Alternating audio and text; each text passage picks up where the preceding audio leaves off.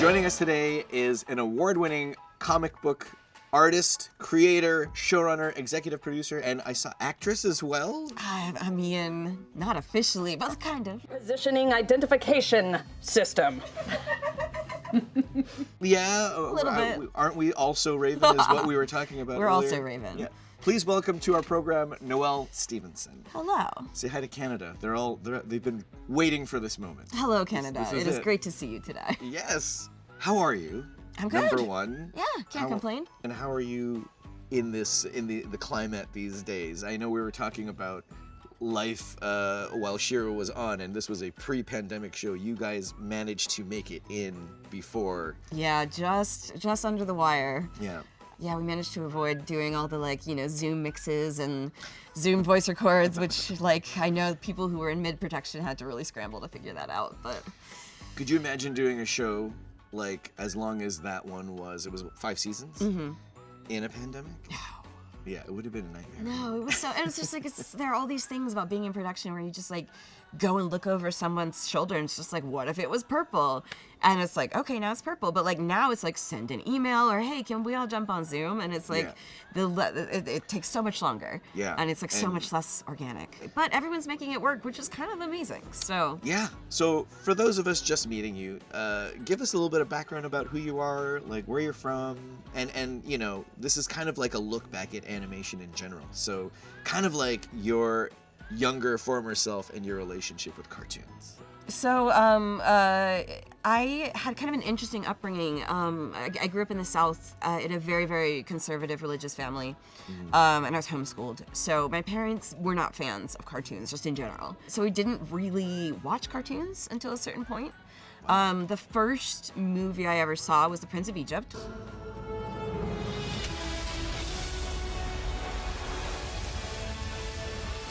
Which was okay because it has God in it. Yeah, some religious but I remember getting a babysitter fired because she let us watch the Powerpuff Girls. Oh my gosh. And then Craig McCracken would go on to be my first boss in animation. And I was like, should I tell him this story? I think it's kind of funny. I finally did. He thought it was hilarious. But it was that was kind of I think we watched some Scooby-Doo when we were at my grandparents' place, so I've always had a soft spot for Scooby-Doo. Yeah. But other than that, even Disney princess movies, my parents, they always had a reason. It's Ariel disobeys her father, and she wears a bikini. That's not okay. Less human to worry about. You don't even know him. So right. It was stuff like that. Shrek was too silly. There was always something, so in a way, being barred from cartoons, do you think that was the main thrust for you to be in cartoons? I got they did kind of let up a little as we got older, and I think I still always loved The Prince of Egypt and Scooby-Doo, the ones that I did watch when I was that age. And I just watched Tom and Jerry and classics and stuff, and I loved those. But I actually got really into cartoons when I was closer to being a younger teenager. Mm-hmm. So 12 to 14, 15, I got really, really into Kim Possible, yes. Teen Titans, yes. And I was I wasn't really on the internet at that point as much, so I wasn't in the fandom necessarily, but it was I got so into those, and I always would my little brother's 5 years younger than me, so I would be he wants to watch cartoons, and I'm babysitting him, so I have to watch the cartoons too. Yeah. We're watching Kim Possible. Yeah. And so that was really when I realized that this was something I had no conception at all of making cartoons being a job that I could have at all. I had no idea what went into that, so I don't think that I recognized that as a goal at that point.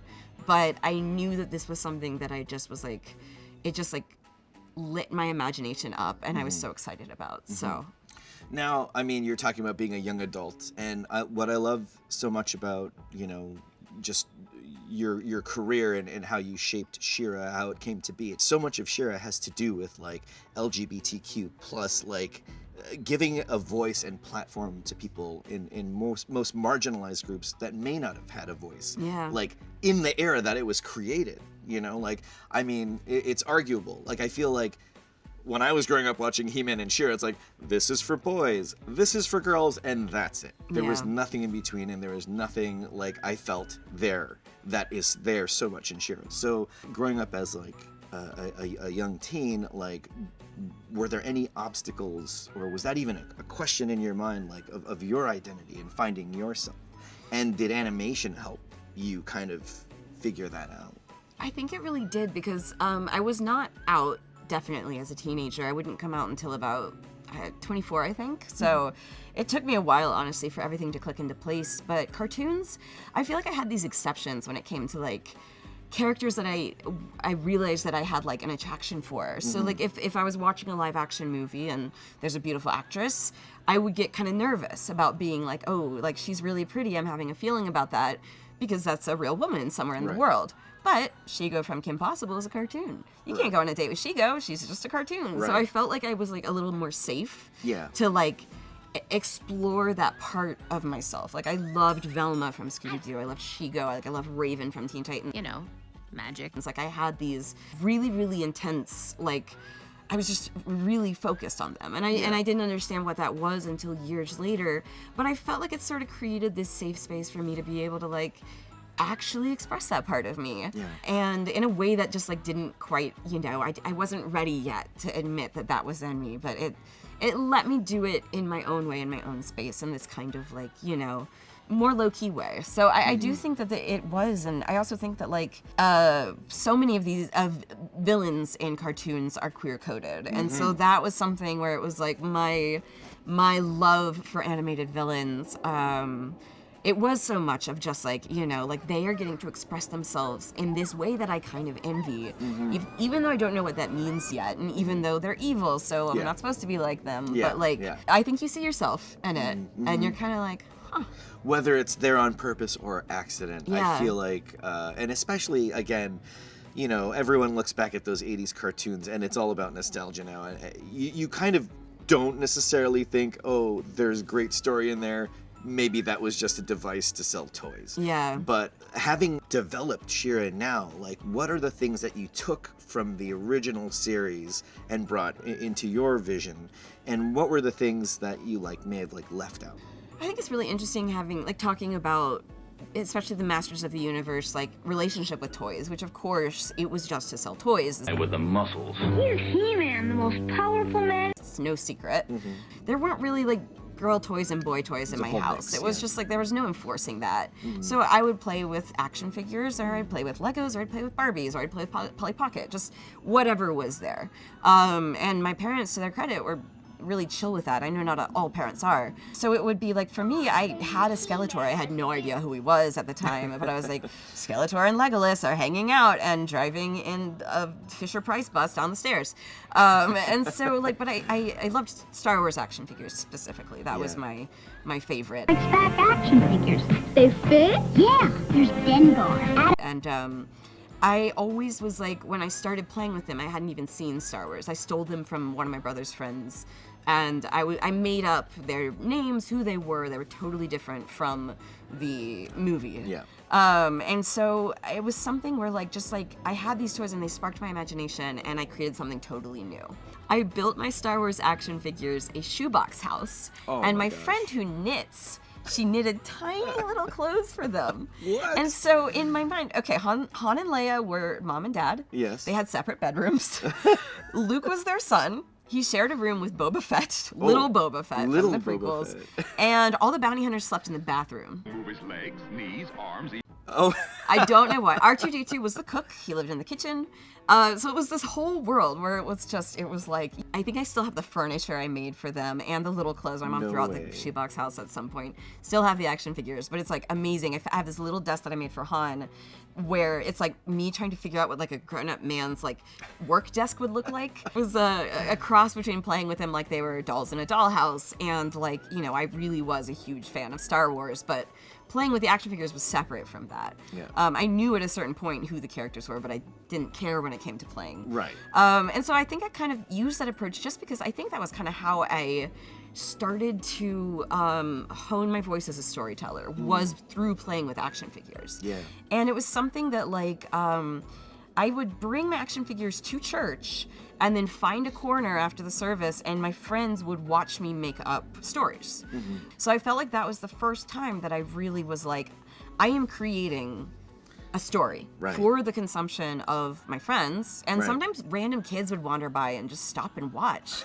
And it was like my first time of just like being almost a performer a little bit, and telling this story. And so especially when I started to work on She-Ra, that was kind of my thesis statement. I was like, I've received this box of toys, and what I love about the original She-Ra the most is that it feels like it is really kind of a random grab box of toys. Right. You've got princesses, and you've got robots, and you've got a guy with 3 legs and googly eyes, and it's like none of them really seem to fit in the same world, and that's what I think is so special about She-Ra. It's like, here's like Spinnerella, and she's got like a lacy like ribbon dress that she can twirl in, and then here's like a Hordak with a skull face and like a furry diaper and no pants. Like the backgrounds are great, the colors are great, but just the overall shapes and sizes and variety of people. Like you said, a collection of people that don't necessarily belong. We want to rebuild the Princess Alliance. You each have a skill that only you can do. Yeah. And that is real life. Yeah. So like, what was that? How was that? How did it play into like just the overall design? And was Mattel like, were they like, oh no, it's got to be like how it was before, or like did they encourage you to do that? Yeah, I think it's, one of the first things that I knew going into it was that the characters had to have different body shapes. It's something that's sort of been a pet peeve of mine for a while across media, not just cartoons, where it's like, here's the big man, here's the funny fat man, here's the long skinny guy, here's the little guy. Like all of these shapes that, can express so much about their character. And you see them at a distance in a lineup, and they all look really different. I wanted that for She-Ra as well. So I wanted I just wanted all of them to have really distinct silhouettes and just look really different from each other. So I wanted the characters to like show skin, honestly. Yeah. Like it was something that like, I felt like the original series. Like I love when Bo showed up in the original series. He has a crop top in our show, but in the original series, it's like nipple shields and a big red heart. Look at this power. Not only can it... And full Chippendales, like, naked. Yeah. He's got full pants on, but otherwise naked. And I was like, I love this show. This is amazing. Yeah. So I was like, I want to keep that intact. Obviously, not to the same extent. Characters are younger. We're aiming it at a slightly younger audience. Separated in a crowd. But I want to keep that... I don't want to make people practical at the risk of losing the fun. Right. I wanted their costumes to be impractical. I feel like that's a temptation that I see a lot, to be like, well, we want this to look like it'll really work, and I'm like, but this is not real life. This is not, and it's like I wanted them all to feel really free. I wanted them to all to feel like they had picked their clothes, and this was what they felt comfortable in. Some of them are comfortable covered up. I wanted that sense of freedom, and so it was something that I just like. I felt like that was something that was important to the original show, because I actually don't really think that the costumes in the original show were like that revealing. I don't think that it was like scandalous by any means. Like it was like, there is a lot of just like bare legs. Yeah. There's a lot of like belly shirts. Where darkness rules. And I liked that about it. I loved that about the 80s in general. Like, I'm just like, anytime someone just has a completely impractical ab window, I'm like, hell yeah, I love that. It's just a good look. I think it's cool. If you got them, flaunt them. We talked a bit about the fandom and like the reception that it had. You had mentioned which I thought was really cool, a fashion show that happened at a convention. Can you talk a little bit about that and your reaction to like seeing these designs and those like afterthoughts that you thought would embellish a character suddenly pop up in real life? Like, what was your first kind of reaction to that? Yeah, I mean, first of all, so this happened at San Diego Comic-Con, and the coolest thing ever is like walking through a convention, seeing like a She-Ra cosplayer, or like a She-Ra cosplay group, and being like, oh, hey, can I get a picture with you or something? And they don't know who I am at all. They have no idea that I have anything to do with the show. And so I like get this photo, and I'm like, that's fucking cool. You are a rock star. That's freaking cool. I don't know. Can we let it slide in Canada. Yeah, it's like, all right. So at this one San Diego Comic-Con, She-Ra sponsored the Her Universe fashion show. The Her Universe fashion show? Yeah, so it's basically fans come and they do high fashion versions of cosplay. Yeah. So it was, it's basically like all these high fashion version of cosplay, and everyone makes their own clothes, and it's amazing. And so the host, Ashley Eckstein, she always does like a big look or a couple big looks. And so she started out in this like Adora look, and then like the shoulder pads turned into a cape, and she like swirled the cape and transformed into this like She-Ra ball gown. It was like the most surreal moment of my life. It was amazing. Like, it's just one of those moments that's just like, how is this my job? Right.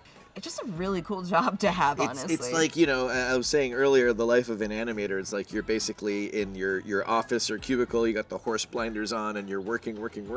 And 9 months later, a baby pops out. Yeah. And that's wearing a cool Catra leather jacket. And then you see it walking in front of you, and it has to be the most surreal experience. It really is, because I think that there's like the thing about animation there are so many moving parts. There are so many people who touch it. So for a long time, it's like you're not watching a show, you're watching a collection of different things at first, which is like, we gotta like design the characters, we gotta do the color script, we gotta paint the backgrounds, the writers have to like figure out some new lines to like put here and there and there, and then we have to edit and like, oh, let's cut that scene, and can we try and add something there? And it's like all of these moving parts, this like clockwork of like sometimes smooth, sometimes like, oh no, and you end up with like at the end when like it's so hard for me to even imagine it just as a show. So, like, in the process of this show, of course, being tied to the original 80s that had a lot of amazing toys, was there, like, a lot of merchandise produced for this show? Was there anything outrageous that you've seen come off the shelves for this show, or things that you wish were, like, made in retrospect now that the show's kind of, like, come and gone, like, had its end? Yeah, it was actually, it was more merch than I've ever seen for any of the shows I've worked on, which was cool.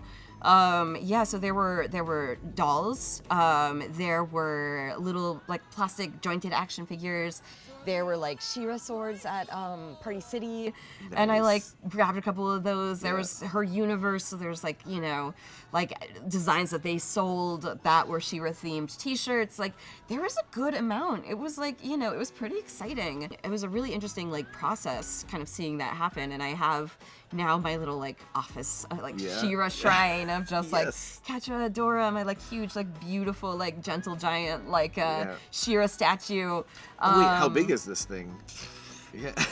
Huge. Did you have like any say or like in any of like how the merchandise was made, or like was there anything specific that was in your own voice like that was made? Like... Yeah, a little bit. We definitely, I don't know that I always got like first look, but we definitely like early on there's a lot of sitting down with marketing and being like, what do we think, like what assets do we think we need to design for this show that will get kind of used on the backs of boxes. And like I remember seeing Mattel like would bring in like doll prototypes for us to see, which was awesome. And then I remember seeing the first like take on the like clamshell box that was like shaped like She-Ra's sword with like the first one's like designs on it, and like that was really cool. Nice. The show itself embraces female empowerment, feminism. I talked about LGBTQ plus voices and awareness, but the relationships between the characters, so unlike any show that I've ever seen. You don't have to go back there. We can fix this. Are you kidding? And so far from the original series. Can you talk a bit about that? Like just the taboos of like exploring realistic relationships in a show. So what was that like being able to have the freedom to explore realistic relationships in a cartoon? Yeah, I mean, it's really interesting because, like, from the very start, like, I was, like, doing my deep dive into, like, classic She-Ra, and I was like, this is a gay-ass show. Yeah. This is, like, it's gay. It's just, like, there's Bo, Chippendale's Bo, there's a rainbow, there's, like, you know, Bo and He-Man riding a horse together. Like, you know, here's Spinnerella, she's spinning. Like, it's just, like, it is, here's, like, Spinnerella and Natasha, who, like, kind of are married in the original show. And the more I got into it, it's like this was not a mistake. Apparently, Filmation was like the gayest place in animation at the time. Yeah. And Erica Scheimer, the daughter of Lou Scheimer, the creator of all of it, like she's a lesbian, and she voiced a bunch of the characters herself. And so it's like this was always there. The fingerprints of queerness are all over this show, and I felt, even just like putting aside my own identity as a queer person, that I would not be doing this show justice if I did not center that in the show. Because like there's only so much hiding you can do when everybody knows that you're gay when it's not a secret. But it still was, there was a lot of fear. And so it was really interesting. I felt like a lot of it was like kind of like a game of chicken and almost like a game of like, I'm going to say something like I'm joking. Okay. And you're going to think I'm joking. Right. And then I'm going to do it. Yeah. So I was like, oh yeah, all the princesses are going to go to prom together. And they're like, ha ha, good one. And then I'm like, no. They're going to prom. Yeah. And then like I remember in the finale of the first season, they create this massive rainbow wave and sweep Catra away. So I remember the day we pitched it, and it's like, you know, it's boards, so it's typically black and white, but our board artist had put like a full rainbow wave in it. And so we're like, you know, I think I had just started working with our executive, Greg, who was amazing. I love him. But like we were still getting to know each other. So at this point, like he sees the rainbow wave. He's like, so I was just wondering like what the thought process was behind the rainbow wave. And I was like, oh, that's simple. It's the gay agenda. Just like completely deadpan. And he's like, ha. Like, and then it was like, you know, I'm not joking. It actually, it was a little bit of just kind of like, who's gonna blink first? And like everyone was like wanted this to happen, but there are so many reasons why it can't happen. There's so many reasons why, like, you know, and then and so it was just like, again, it's sort of like earning that trust and then betraying that trust by putting like gayness in when I said I wouldn't, and like it ended up really working out well. There were times where I was not as honest about like what I was doing, and I hope that I don't have to do that anymore. It was coming from a place of just like, I know this will work. I know this will work, and if I can just show you, then I don't enjoy having to like sneak things in. Yeah, but it was like what we needed to do at the time, and now it's like already it's just like the horizons have opened up so much. I'm really excited for all of the stories that we're gonna see that can sort of like they don't have to like do that dance the same way we did. The amounts of leaps and bounds that you've made, and it's only been like within the last 5 to 7 years, which is incredible. So in a sense, this was a show deprogramming a show based in the programming era. Yeah. And almost like a big middle finger to that kind of era, which is amazing. Well, you're a bit of a rebel of animation. So seeing how much progress that has made for like the queer community, and have the Scheimer estate kind of like reached out to you, or are you in contact with anyone? Or? A little bit. Erica Scheimer did reach out kind of at the very beginning, and that was really cool. Bit of a blessing. So it was like, you know, she's like, I'm glad that you're the person who's doing this, which was really nice to hear. Yeah. You have taken this, reboot and have created such original content, and again, brand new scope and brand new look at this. How do you walk that tightrope balance of like, okay, doing something brand new, but also something for the fans, and then something that will make the man happy? I feel like for me, it's almost like that like pyramid of needs of like what are you putting first? So the least important one is making the man happy. I have absolutely zero interest in creating something that will like hit the most mass appeal, because that's not how I work. That's not how I think. That it's not when I make my best work. It's not when I'm the most creative. But like it honestly was also a blessing, because it is when you're in the midst of the hype and with the fandom, it's easy to get sucked into like what's expected, or like even the opposite of like, oh, they guessed the twist we're gonna do, should we change it now? And like I really like being able to make something just focusing on like making it for ourselves at first. Right. So I was like, if I can make the other members of the crew happy, if I can make them laugh, if I can make them cry, that is what I'm going for right now. And hopefully, because like they responded to it, the audience will as well. And so that was a lot of like, you know, we were a crew who was incredibly close, and we were a crew who like really loved these characters, and really everybody put so much of themselves into the show. We would have these emotional conversations, and then that would show up in a form in the script, and we would be like, this is important to me, this is my relationship with my mom, or this is my fear that I'm not good enough, this is my anger that I'm always trying to hide. And everyone was doing that. Everyone had a character that was their character. We were just expressing our own enthusiasm for the show that we were making. So I hoped that the audiences would respond to it, and I hoped that like, because I was so invested in Catra and Adora as a relationship, I hoped that the audience would be as well. It's over. He's gone. Right. And I remember there were so many phone calls at that time. I just really didn't know. There were no's early on, and I was just like, let me just put me on the phone. Let me just fight for this. Let me just like fight to the death, kind of just like, or my death, you know, like, Right. and just being like, this is not just that this is important. That is true too, but this is actually what their characters need. Like, this is not just me shoving something in just because I want it there. Right. This is where it has always been going. You might not have seen it, but it is inevitable.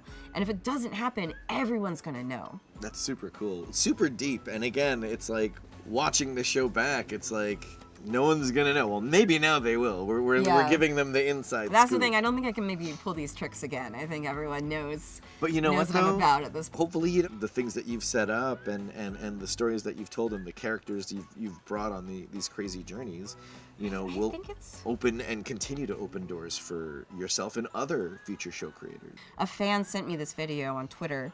There's a Brazilian family watching She-Ra together, and so there's a little. It's like, I think the person who sent me was like a teenager, and then there's her little sister, and then there's her mom who's watching with them, and they're watching the kiss scene, and like, you know, the mom just goes, "Oh, what love, and it's like she's crying, and she's just like what?